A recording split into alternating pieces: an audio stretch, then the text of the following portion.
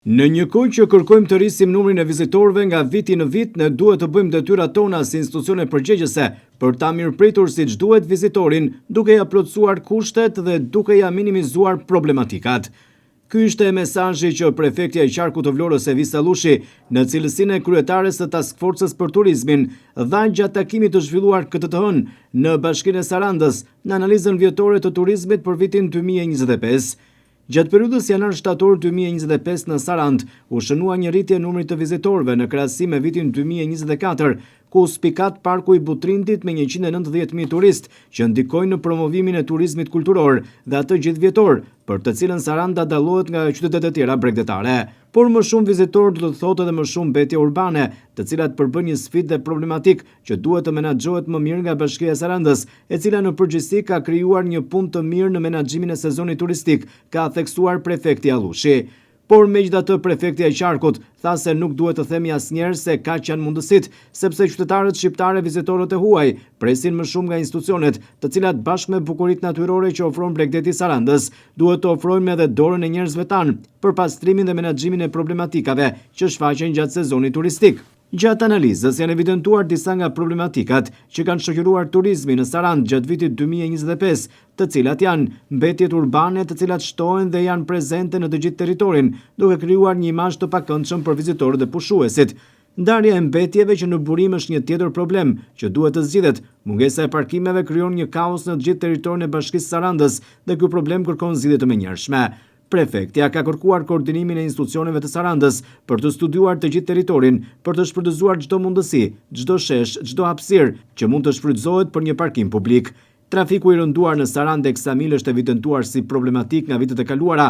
por ende nuk është gjetur një zgjidhje optimale për normalizimin e trafikut në muajt e verës. Furnizimi me ujë të pishëm i popullatës gjatë sezonit është një tjetër problem shqetësues që ndikon ndjeshëm në jetën e përditshme të një banori të Sarandës dhe të një turisti, u shpreh prefekti Allushi. Mbledhja e ditën e sotme u fokusua dhe në evidentimin e atyre se çfarë kanë qenë problemet e vitit 2025, duke vendosur theksin te këto problematika dhe pas diskutime me të gjithë ata që janë pjesë e kësaj task force, që janë drejtues të institucioneve qendrore në nivel lokal, por njëkohësisht edhe me Bashkinë e Sarandës, si një aktor i rëndësishëm në marrjen e masave për menaxhimin e mirë të sezonit 2026, diskutuam të gjithë së bashku dhe evidentuam problematikat, evidentuam arritjet, por njëkohësisht dhe masa të cilat duhen marrë për një menaxhim sa më të mirë të sezonit që presim për këtë vit. Ndoshta mund të duket herët sepse jemi në muajin janar, por absolutisht jo, për faktin sepse Saranda nuk është më një qytet i cili e ka të shtrirë sezonin turistik vetëm në muajt e verës, por është një sezon i cili ka akoma më tepër shtrirje në përgjatë muajve të një viti dhe mund të themi që është dhe një sezon gjithvjetor. Së sotme kishin të bënin me planin e masave në drejtim të menaxhimit të trafikut, i cili është një problem serioz në Bashkinë e Sarandës,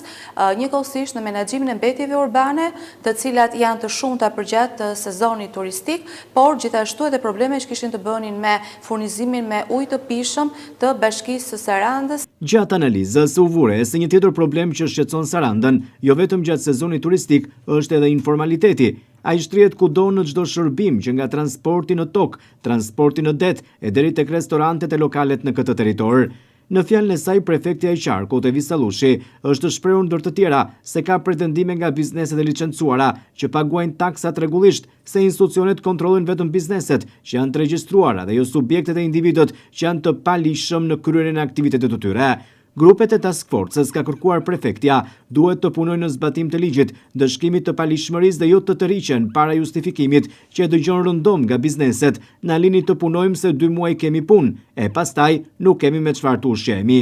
Takimet për turizmin në Bashkinë e Sarandës do të jenë të shpeshta, me qëllim vendosje në punë të institucioneve në zgjidhjen e problematikave dhe krijimin e kushteve për një turizëm sa më të suksesshëm.